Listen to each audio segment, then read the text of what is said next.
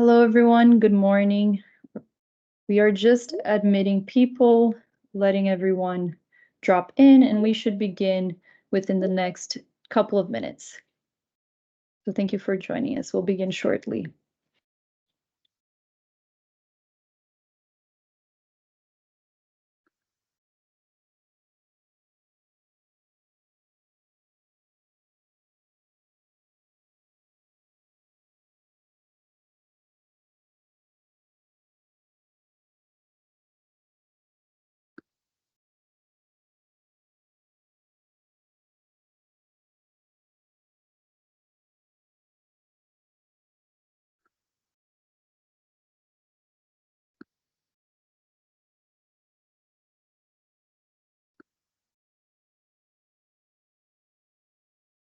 Good morning, everyone. For those that are just joining, we're just waiting one more minute to begin so everyone can come in.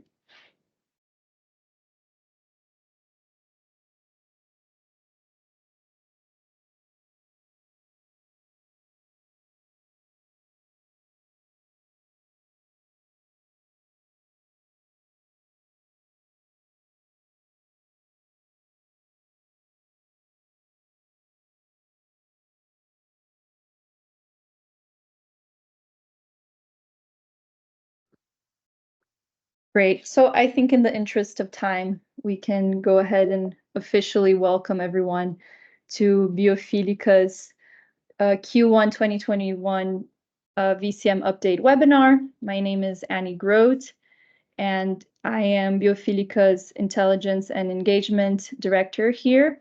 And today I'm very happy to be covering with everyone a few updates on carbon markets in general from a more quantitative point of view. And as always, we like to bring a qualitative approach also to these webinars. And this theme will be carbon forest concessions in Brazil. So welcome, everyone. Before we begin, we also do like to remind everyone of a few housekeeping rules. This webinar is exclusive to clients and partners. So if you are here with us today, we're very happy that you accepted our invitation. But if you would like to share any of this information, please refrain from doing so and contact first, and we can help out with that. The webinar is also live, and we will be happy to hear from you during our Q&A function. And we also have a few interactive moments throughout the webinar. And of course, we always welcome feedback, specifically on content. Tell us what you would like to see for the next sessions. If there's something happening within Brazil that you're particularly interested in, we are always open to suggestions. And if you don't know who we are, just a very, very quick intro on Biophilica and Bipar. We were founded in 2008, and we have always had conservation at our core. We started primarily with REDD+ projects within the VCM, but now we are really covering all kinds of different nature-based solutions, such as ARR, ALM, and hopefully blue carbon is now also on the horizon. We're also very proud of the work we do. I'm happy here to perhaps bring a little more focus on the fact that we are vice presidents of the Brazilian NBS Alliance. And as of last year, we are also representing the private sector within Brazil's National Commission for REDD+. So we know that acting together is much more effective than just alone. So we're also happy with the people that we work with. And finally, as I said, I'm Annie Grote. Together with me here, I have Luisa Coutrin, who is an economist by training. She is our carbon market specialist, and she will also walk you through our more quantitative updates within this webinar. Thanks for joining us, Luisa. And last but not least, we finally arrive at our agenda and for today's topics. As I mentioned, we will be covering 2024's Q1. This webinar is quarterly, so we always look at the quarter that has just passed. We will have an interactive moment with an audience poll. We think Luisa and I have been speaking way too much at these webinars, so it would be nice to also have an idea from your side of your own impressions on how the market is doing. Then we will move forward into carbon forest concessions in Brazil and the kinds of updates that we have seen on that end. Also have a very quick poll, and finally end in our Q&A session, where we are, of course, very happy to welcome any kinds of questions. So without further ado, I would like to pass on to Luisa Coutrin to walk us through our Q1 2024 market review. Great. Thank you, Annie, for the introduction. And good morning or good afternoon, everyone, depending where you are. So, as Annie mentioned, we'll start with a brief overview of the most important developments during the first quarter of 2024 in terms of supply, demand, and prices in the voluntary carbon market, with a specific focus on REDD+ and ARR projects. Okay, so first starting off with carbon offset supply, which can be seen by the volume of carbon credits issuances in the voluntary carbon market. So here in this graph, you can see the quarterly issuances from 2020 to 2024. The data is from an MSCI open report and covers 15 carbon standards, which are the most representative ones, and also covers all different kinds of projects. In the graph, we can see that 9 million credits were issued during the first quarter of 2024, which is a number that's lower than the 113 million observed during the last quarter of 2023. But if we compare it with the first quarter of 2023, the volume is actually 9% higher. This volume of 89 million credits is also in line with the last year's quarterly average, which is also 89 million credits. If we look at the breakdown by project type, we can see that nature-based projects and credits, they had a share of 37% on issuances, while renewable energy credits had a 27% share, and energy efficiency had a 21% share on issuances during the last quarter.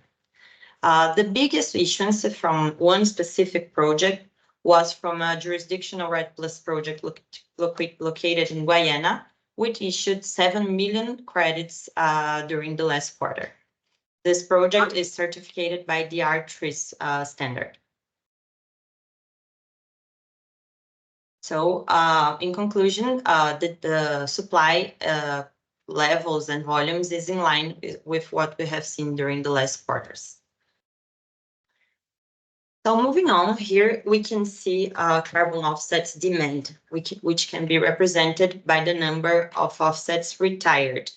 This is an indication of end buyer demand, right? Because when you offset a credit, it's used, when you retire the credit, it's used to offset a company or an individual's carbon footprint.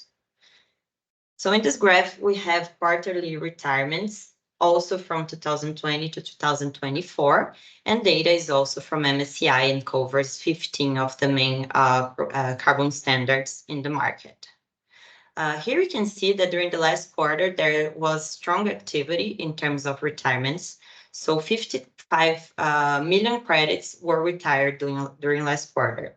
This is the third higher quarter on record in terms of retirements. In terms of project type, there was a preference for nature-based credits during last quarter. So nature-based credits accounted for around half of the total of the credits that were retired. It was also noted that during this first quarter, the high volume of retirements was mainly concentrated during the first months of the year. So it was in January and February especially, and maintained a high level of demand that had already been seen during the last quarter of 2023. It is usual to have this greater dynamism in the voluntary carbon market during the first quarter and last quarter of the years, because it coincides with the end of fiscal year for many companies in different countries.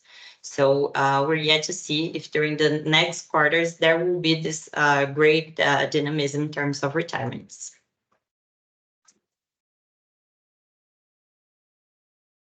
Moving on, we'll still look at demand, especially retirements, but with a focus on REDD+ credits. This data is only from verified carbon standard, So it doesn't cover the whole volumes for RED Plus, but the VCS is the main project standards in terms of volumes. So the first quarter of 2024 also saw high volumes of RED Plus retirements. There were 17 million credits issuance retired during the last quarter, which is 47% higher than the volume issued in the first quarter of last year. We can also see from the data that this 17 million represented one of the highest quarters in terms of retirements, and it only compares to the first quarter of 2021, when also 17 million credits were retired. Although the volumes are high, the demand is still very concentrated and few and big buyers. So during this first quarter, there were few buyers, especially two from the oil and gas sector, that were responsible for a big share of the 17 million credits that were retired for RED Plus. And also there is still a big share of retirements that do not disclose the beneficiary. It is around 40% of the total of retirements. So we are yet to see more transparency in this sense.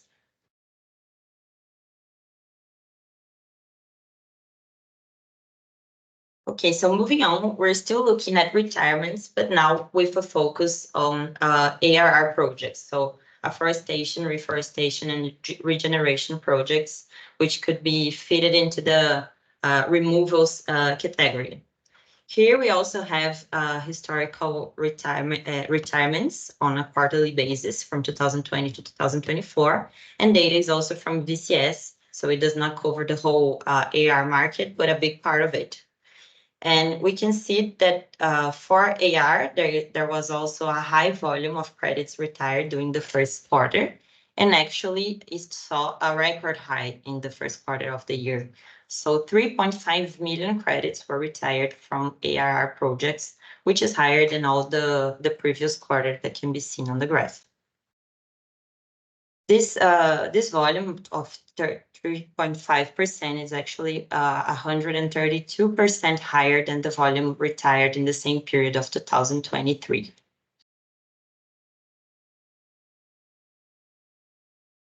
So this high on ARR might reflect an increase in buyers' preference for removal credits, but despite this increase, the volume is still significantly low or less representative when we compare it to RED Plus. We saw from last graph that RED Plus had 17%, 17 million credits retired, while for RED Plus it's 3.5. So especially the supply for AR is still low and growing, but we believe that is a trend and we will continue growing in the next quarters.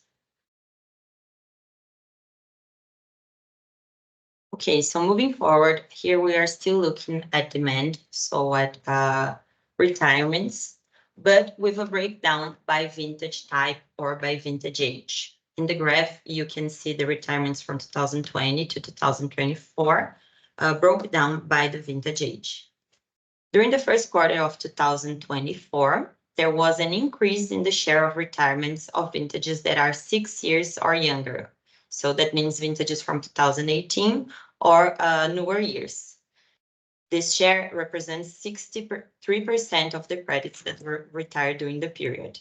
If we compare it with last year, only 55% of credits from 2018 or younger were retired in that year. So we are yet to see if it is a clear trend in terms of buyer preferences from newer vintages or if it's seasonal. It's something that we have to follow during the next quarters. And on the other hand, we can see that the share of older credits retired this year, so credits with 7 years or older, has been the lowest since 2020.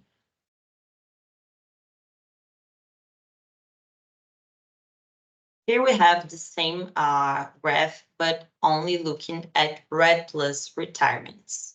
So if we look only at RED Plus, it is possible to draw the same kind of conclusion. Here we have that 61% of the credits retired so far this year are from vintages that are 6 years or younger, which compares to a share of only 40% in 2023 and of 50% in 2022. Again, it is still hard to say if it's a strong change or if it's only sporadic fluctuations. And here, just a disclaimer, we didn't do this kind of analysis for ARR credits because the volumes for ARR are still not very representative, so it could lead to misleading conclusions. Okay, so now we have already looked at supply through carbon issuances. We have looked at demand through carbon retirements. And now we're going to look at surplus of carbon credits, which is the total volume of credits issued. So the supply less than the total volume of credits retired, so the demand.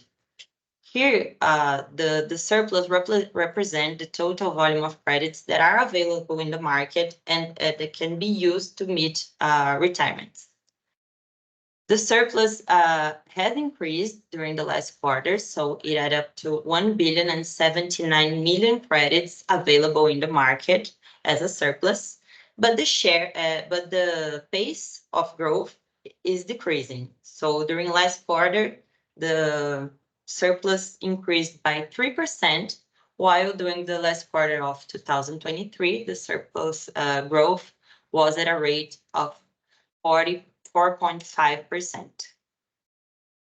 So current surplus is still very high, and it's sufficient to offset more around 6 years of carbon demand if we consider the levels of retirements of last year.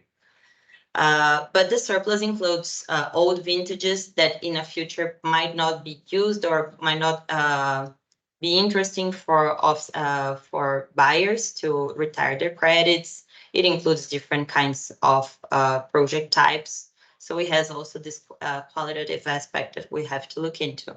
But these big volumes of surplus that might be affecting the price dynamics in the market.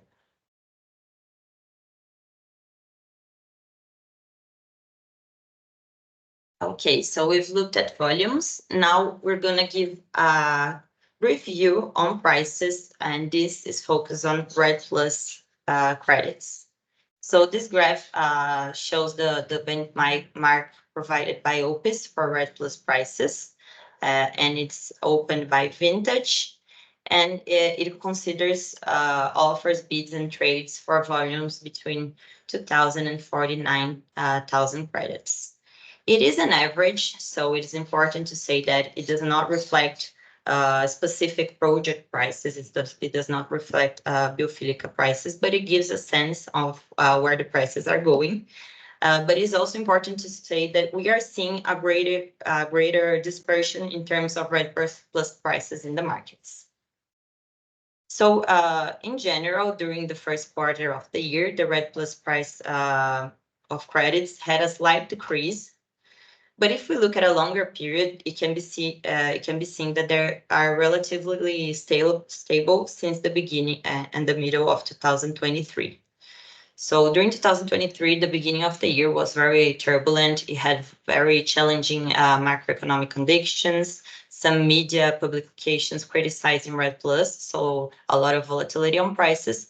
But since the middle of 2023, what we are seeing is a more stable context in terms of prices. What we can also see from the graph is that there is a clear premium for younger vintages, so it's a trend that still holds during the first quarter of the year. And as I mentioned, these prices, they only represent an average. We are seeing greater dispersion in REDD+ offset prices, and they are not only due to difference in vintages, as can be seen in the graph, but to other aspects like additional certifications. So there is a clear premium for REDD+ projects with additional certifications and co-benefits in terms of biodiversity and communities.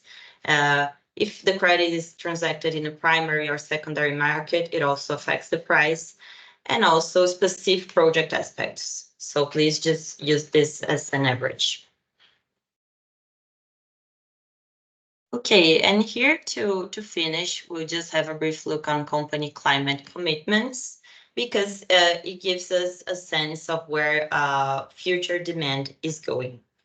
And there is an increasing ambition in terms of company commitments. Here in the graph, we can see the quarterly number of companies that have committed to SBTI, or Science Based Targets Initiative's targets. And during the first quarter of the year, more than 7,000, specifically 7,750 companies, they have already committed or set a target through the SBTI initiative. And this is specifically important this quarter because there was a positive development in the terms of the approach that the SBTI gives to the carbon offsets. So after an consultative effort, the SBTI announced that it will consider the use of carbon credits as a part of the company's decarbonization strategies. So it intends to analyze whether the credits can or cannot be used to reduce specifically scope 3 emissions of the companies that are those associated with the value chain of this company's products and services. So this announced by SBTI reflects a significant change in its position on the use of carbon credits. It represents an important recognition of this mechanism by the largest decarbonization target initiative, and this could lead to significantly unlocking demand for carbon credits in the future. So it's a very positive development, but we're yet to see what will be the rules and the specific position on SBTI of the use of carbon credits. Okay, so I think I've gave you a lot of content, so we'll have like a brief pause here to hold our first audience poll. We want to see what are also your views on the voluntary carbon market. Just to reinforce, the answers, they are anonymous and only the aggregated results will be shared with you. So by the end of the poll, we all can see the results here.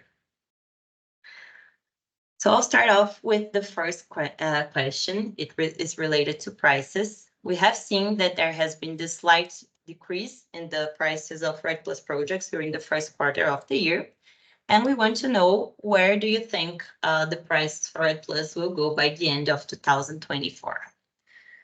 So just be a little patient because we're doing here, this thing is the first time. I'll just write the question here on the poll, and it should pop up on your screen with different options to answer. Just give me a little seconds here.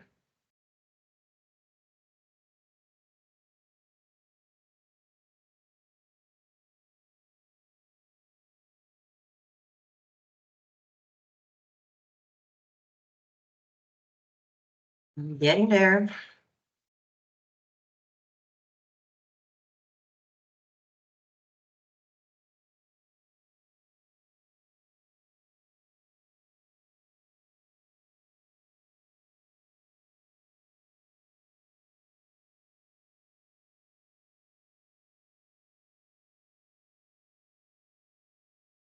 Okay, so now you should be able to see the poll on your screen, and you can vote.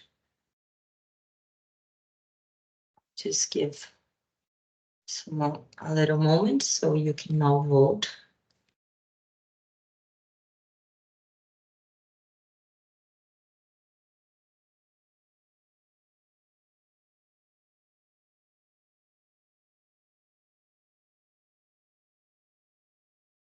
And before we see and share the results, we have one more question that relates to prices. So as I've mentioned, we've seen clear premiums for additional certifications, and we want to know, what premium would you be willing to pay for additional certifications like SDVista or CCB? So here again, just live putting the questions on the screen, so give me a little moment.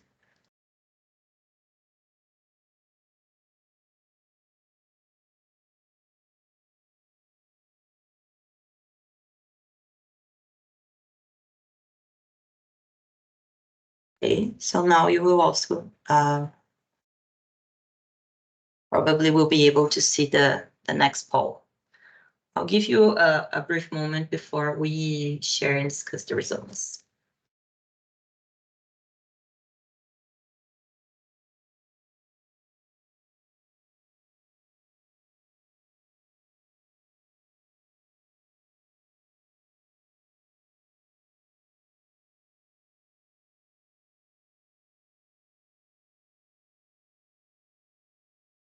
Okay, so just a few more seconds before I end the first question.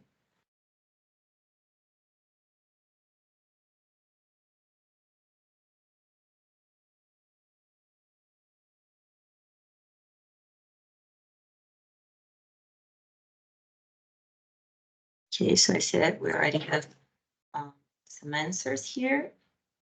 So finishing the first question. So what prices do you expect for RED plus carbon credits by the end of 2024?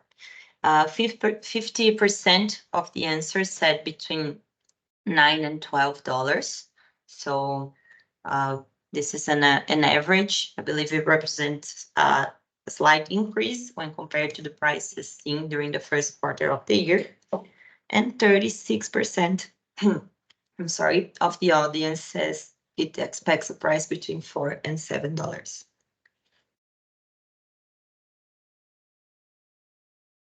Okay, so I'm also finishing the other question.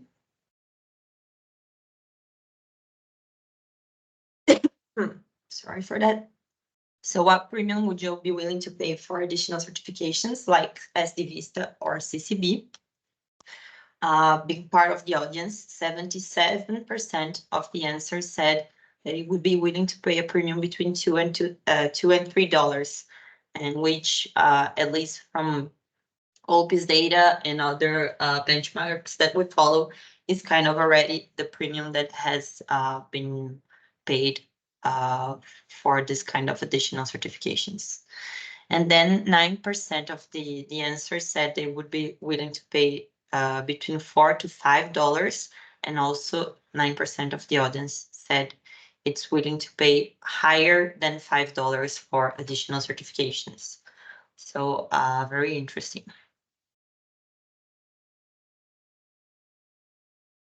Okay, thank you for your answers. We're glad to do this kind of dynamics for the first time here in the webinar. And now I'll pass back to Annie so she can give you an overview on carbon forest concessions in Brazil. Thank you so much, Luisa. It's interesting to see everybody's views on prices. I'm surprised so many agreed on the premium for CCB and SD Vista. And then about half of you looking forward to maybe higher prices for RED Plus. So now I'm going to shift us to a completely new topic. We're going to be covering carbon forest concessions in Brazil, as this has been something that has been very discussed within the last year or so, I would say. So moving on. What I want to look at with you today would be, firstly, what is the legislation around forest concessions in Brazil? What kind of areas particularly can be up for concession, to give you an idea of where in Brazil we're talking about when we're talking about carbon projects within these areas? And finally, what is the potential for carbon credits within these areas that would be possible for concession? And the reason we're even bringing up forestry concessions here today is because currently we have primarily projects within private land in Brazil. So this would represent quite a new potential for the country if we're talking now about federal and state levels that would be open to these kinds of projects.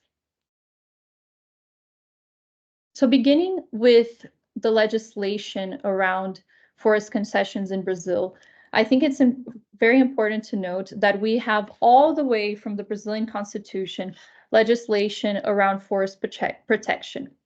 So both federal and state and municipal levels can actually create laws around forest protection. And of course, it's also up to the public power to define exactly what kinds of areas need to be especially protected in law. So in the year 2000, Brazil created or passed a specific law that created what are known as nature conservation units. So these are areas that have some form of special protection within Brazil. And then 6 years after that law was passed, we also created what is the Brazilian Forestry Service, and we allowed for the first time a model for concession and management of public forests. And I'm happy to say that as of last year, this model of concessions now allows for carbon projects to be a part of forest concessions. So this is a very new and recent develop. So just last year, the law from 2006 was amended. And in Brazil, we also have to, this is kind of particular, but sometimes we have to regulamentize the laws that we have passed in order to make them more clear about certain points that maybe weren't as clear before. So of course, the initial law around forest concessions from 2006 has already been regulated through a decree that was published in 2007. But the new law, now allowing for carbon projects, is yet to be constructed. It's yet to be published. And we'll also speak about that at the end on what points exactly are still in the open and need to be established so we can really move forward with this agenda. And here I also brought a very concise overview of what are the steps to implementing a forest concession in Brazil. So first we have the definition of what these areas will be. And this is done in what is known as our annual forest grant plan that basically identifies the areas that would be possible to pass through concessions. There are technical studies that are conducted within the specific areas. There is a public consultation process that the government carries out before they put up these areas for a public bidding process, in which, of course, all kinds of stakeholders can participate. So it really is a competitive, open process here.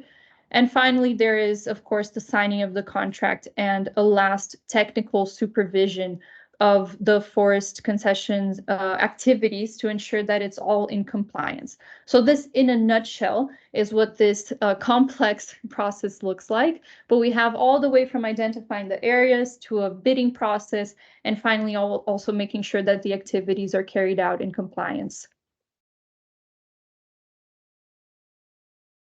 And where are we talking about when we talk about forest concessions? We are talking about Brazil's public forests. So according to our National Registry of Public Forests, Brazil currently has 246 million acres of forest classified, which I know is a massive number. As you can see, most of that is in the Amazon biome. But we also have what are known as undesignated forests, around 63 million hectares. This is already public land. So this is land that either belongs to a federal level, a state level, or a collective use territory, such as, for example, it could be designated as an indigenous territory. But this land is yet to be defined as what kind of particular area it is. So we are talking about a land tenure issue here in Brazil, where some public forests are yet to be designated, and these, of course, are not passable for concessions as they have not yet been classified. So we also have a bit of this, let's say, limbo in some areas of Brazil. I think this really exemplifies some of the complexity around Brazilian forestry management. And moving forward, when we're already speaking particularly, well, which areas are already capable of going through forestry concessions, I mentioned the annual forest concession plan. So this is a plan, also known as the PAOF, we say in Portuguese, that it basically allows the stakeholders to prepare or know in advance which areas would be put up for concessions, so that they can also, in a way, do their homework and already analyze these areas to see if it would be of interest for them once this area goes up to a bidding process. And so currently, there's already 24 federal public forests that are identified as being possible for being conceded. And of these areas, 7 of them have already been granted by the Brazilian Forestry Service. So the Brazilian Forest Service, they are responsible for concessions on a federal level in Brazil. They will oversee all of that kind of process. And when we're talking about a more palpable terms, what does that mean? It means that Brazil currently has around 1.3 million hectares that are currently under concession within this model then of protection. And where exactly? Well, we brought a few examples of where these concessions are happening, in which states and areas. So I want to here highlight the forestry concession in the state of Paraná, in which 3 areas, 3 national forests were put up for concession. And this was the first time ever that we saw a possibility for implementing a carbon project within a kind of federal land through this bidding process. And these areas were all set up to be ARR projects, or with the possibility of ARR projects. They weren't significant in terms of size. It was more of a symbolic approach already for, the Brazilian Forestry Service to designate that, listen, we understand the value of this law. We want to already test the waters and put up an area for concession. And also, it already signals a clear preference for ARR projects. On the other hand, we have what is known as sustainable forest management. Oh, sorry, Luis, if you can just stay here just a little longer. We have what is known as sustainable forest management. And this model of concession has already been in place, as I mentioned, since 2006 in the country. And this is where we see a potential window of opportunity when we're talking about REDD+ projects. So in these areas where you already have sustainable forest management, we're talking about large areas that are already, forest dense, forest heavy, where a REDD+ project would be a good fit. So this is also something that we have heard directly from the Brazilian Forestry Service as potentially being a way to fast track or combine REDD+. So we might see, for example, 2 different types of activities in one area, the sustainable forest management together with REDD+, but this is something yet to be made concrete. So far, as I mentioned, only ARR concessions have been concretely put on the table. And as I opened up this conversation, I did mention that it's not only federal level that can make the rules around concessions. So there's also a lot of state land in Brazil, and the states do have a legal flexibility to decide their own views on how they want to make forestry concessions. So we saw a very strong signal this year coming from the Amazonas state, where the Amazonas state put up 42 conservation units for possibility of carbon projects. And this was, just a big signal and a massive movement that we had never seen from any other state in Brazil up to this point. And they have granted already, of those 42 that they put up for a possibility of a bid, they've already granted 21 conservation units to REDD+ projects. This doesn't mean that the other 21 units are yet to be defined. It could be that they didn't receive an offer of a project that seemed like it would fit. It could mean that they're not going to concede the rest of the 21 units, but this is also something that is yet to be completely defined. And then Pará State also said that it intends to grant conservation units to the development of ARR projects still this year. So the Pará State, a little different from Amazonas, has stated that they're very interested in ARR particularly, and that they are willing to still show how serious they are about this topic this year in trying to grant certain conservation units. And finally, I know I promised you specific and concrete numbers on the potential for carbon forest projects.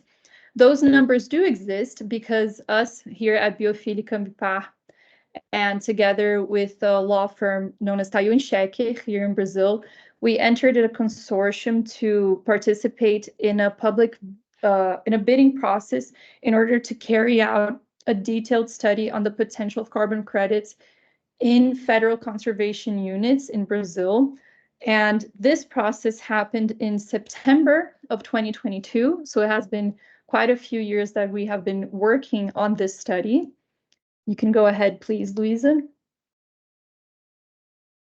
The different stakeholders that were involved in this project, as I mentioned, it was us here at Beaufil Cambipar, our partners at IU and Chequer, public institutions who were particularly involved, and I say involved in a good sense because they really helped build this study together as well, which were the Brazilian Forestry Service, the Environmental Ministry, and the Institute of Chico Mendes for ICMB, which was also responsible for certain conservation units in Brazil.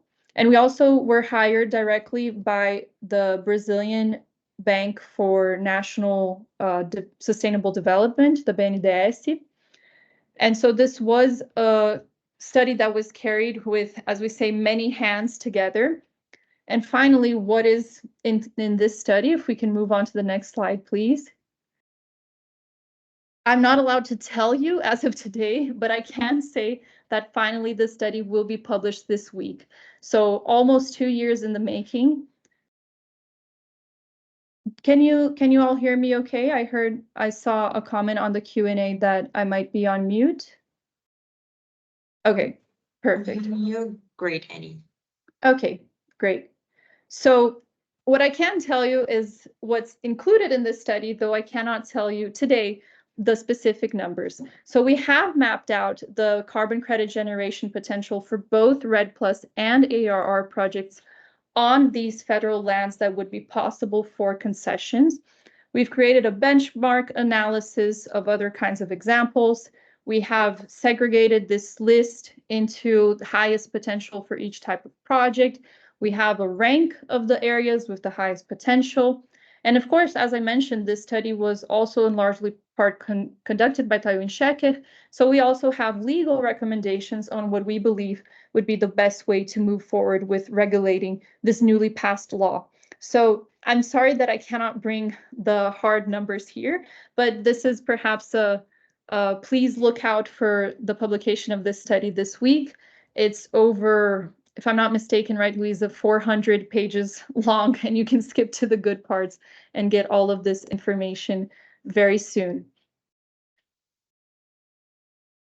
So last but not least, I did mention that there are some points that still need to be regulated when we're looking at this recently approved law.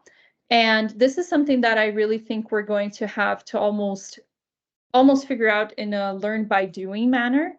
And the first one, of course, is that there needs to be clarity whether we will be talking about a transfer of carbon rights from the public body to the concession holder, because of course the current view is that whoever owns the right of use of that land also has carbon rights over the credits generated there. Of course, we need to have a more clear definition of the benefit sharing model between the concession holders, the public body, and other stakeholders involved in the project. I think it's also interesting here to point out that the Brazilian Forestry Service has stated that they don't want to start this kind of model with carbon projects in areas that have community presence. So they're going for more lower hanging fruits where you wouldn't have, let's say, that complexity added on, but we're still yet to define particularly benefit sharing models. And we also have an issue of timing. We know that within Brazilian law, the currently maximum allowed allocation for a concession is 35 years. But of course, when we're talking about different carbon methodologies, we're looking at least maybe 40 years of project and talking about monitoring periods for even longer. So how can that coincide with the current legal constraints? And finally, we also want to understand about economic gains. If there's economic gains obtained through the sale of carbon credits more than what is expected, how will that look like when we're talking about sharing between the concession holder and the government, and what to do with that additional gain? So lots to be defined yet, but I think the main thing we can say around this is that it is moving at a faster pace than what we expected. It's very interesting to already see this signal from the Brazilian Forestry Service for those ARR projects. It's interesting to see that some states are following with their own models, like Amazonas and Pará. So this is clearly something that does seem to be of interest in trying to get these federal or state level areas up for concessions with carbon projects. And so finally, we do have 2 poll questions for you here as well. As we mentioned, results are anonymous, but we would like to share them with you here together. And the first question that we have is around ARR, because we have seen this clear signal coming from the government that these forestry concessions would first focus on this type of carbon project. And we were wondering, since you on your side are more of the experts and regarding your own company's climate strategies, do you think these types of credits, removal credits, are a requirement, or is this a preference? Because I think it's an interesting kind of differentiation that we can make. So I can see that the poll just popped up on your screens. I'll take a quick water break as everyone votes, and we'll see the results in just a few seconds.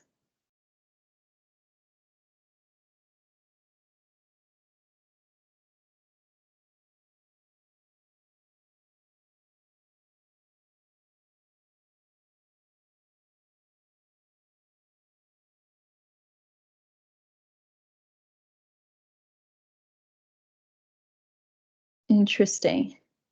So for those of you who already voted, the results also popped up. So very clear voting here for preference. That's very interesting. We thought that sometimes ARR might already be a requirement from some places, but removal credits do seem to be more of a preference, 82% so far. But we'll keep that poll open as we move on to the next question. I think we can pop that up. So another interesting discussion around ARR credits is, of course, the biodiversity component. And we were wondering if this aspect of ARR is also a requirement of a preference. So for example, would you be willing to buy ARR credits that, let's say, reforest using exotic species, for example, eucalyptus only, or are you looking for that strong biodiversity components? A project, for example, that only regenerates with native species. So we can also put that poll up.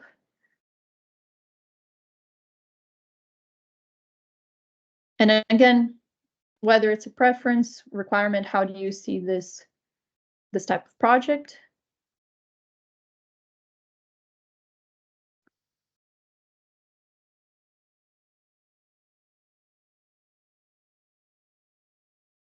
Just waiting for a couple more votes. And then we'll discuss results.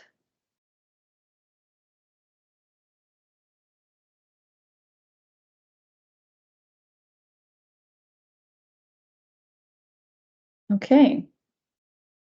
Well, Louise, I think we can go ahead and close those polls and discuss results. So I think you can all see the results as well, but there's a voting section right on top that everyone should be able to also visualize these results. So it's very interesting that for the first question, when we're talking about companies' climate strategies, a majority of you, so 83% of respondents here, said that removal credits are a preference, but they're not a requirement. And for only a few of you, so 13% do say, no, this is something I'm set on, it is a requirement. But when we're talking about what kind of removal, so specifically ARR, and with the biodiversity component, we see that this really flips.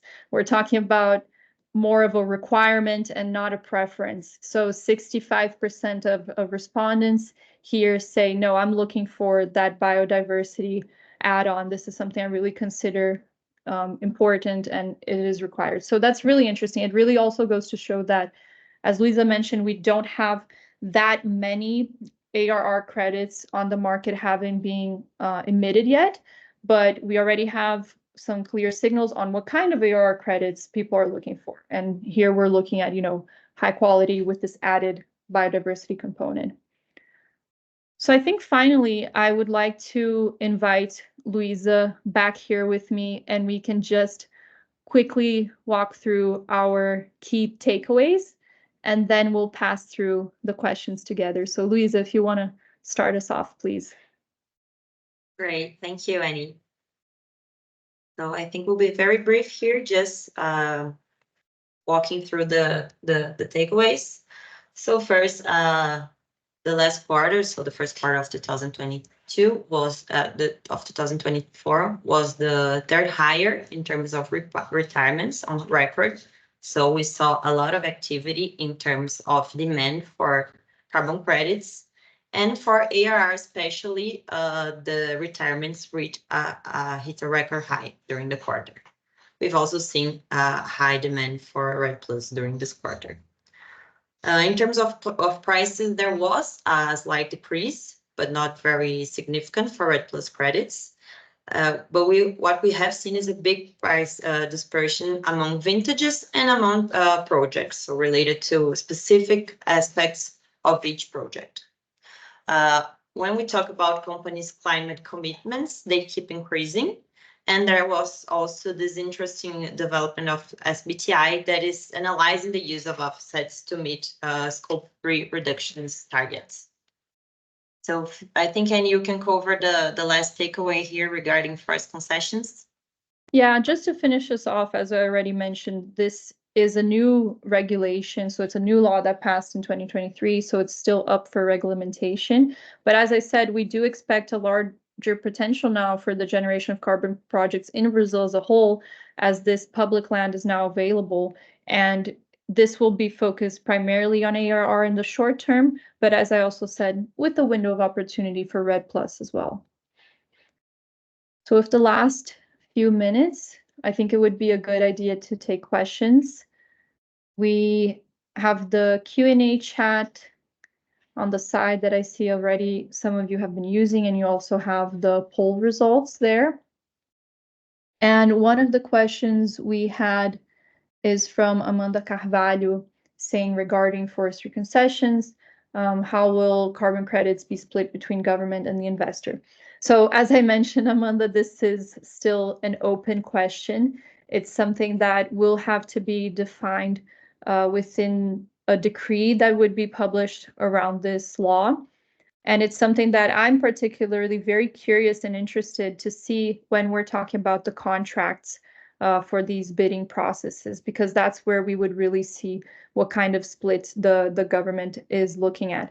And of course, even when we're talking about, a split in terms of investment, we're also talking about a split about risks. So that's also where we'll see what the government is assuming is its responsibility versus the project component. So it will be some very interesting things yet to be defined.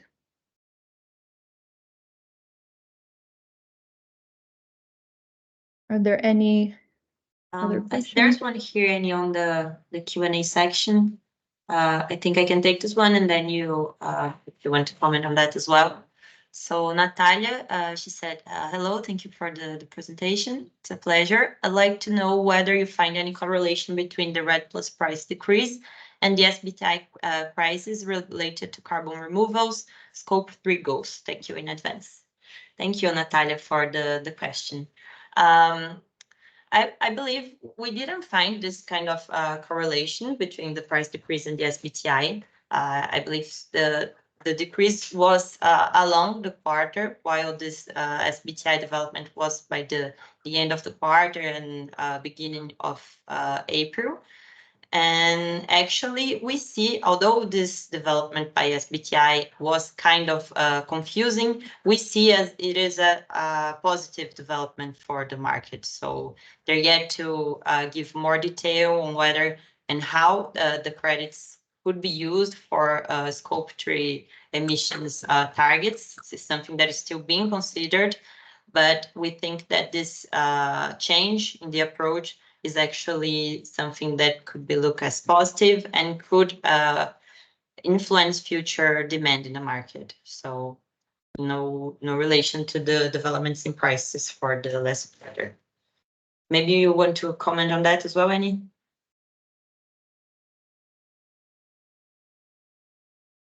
You're on mute. Me?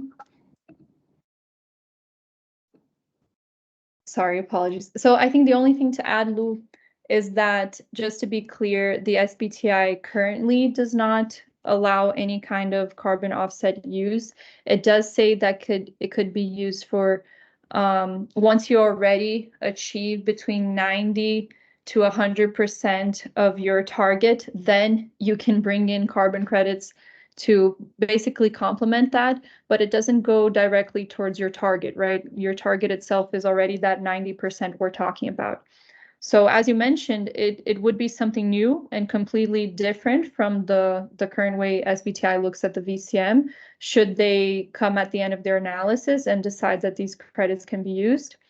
And just a quick comment on when. I think they said in June, right? They will be publishing a draft for public consultation on what everyone thinks about the use of credits for Scope 3.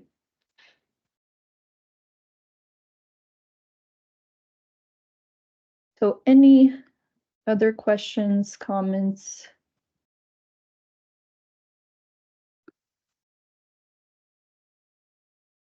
Even comments regarding content of something you want to see on the next webinar, we're also happy to abide.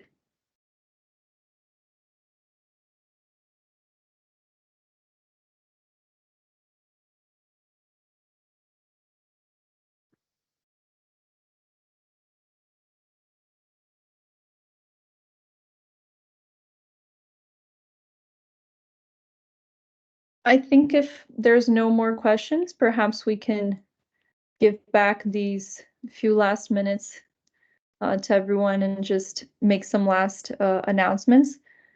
So thank you very much, everyone, for having joined us today for our quarterly updates. We look forward to seeing you in a few months. As I mentioned, look out for that publication of that study on forest concessions also coming out this week. And we would be happy to be in touch if you have any questions, concerns, suggestions for our next sessions together. So thank you kindly, everyone who joined us today. And thank you, Luisa, my presentation partner. Thank you, Annie, my co-host, and thank you everyone for your time today. Thank you so much. Bye-bye.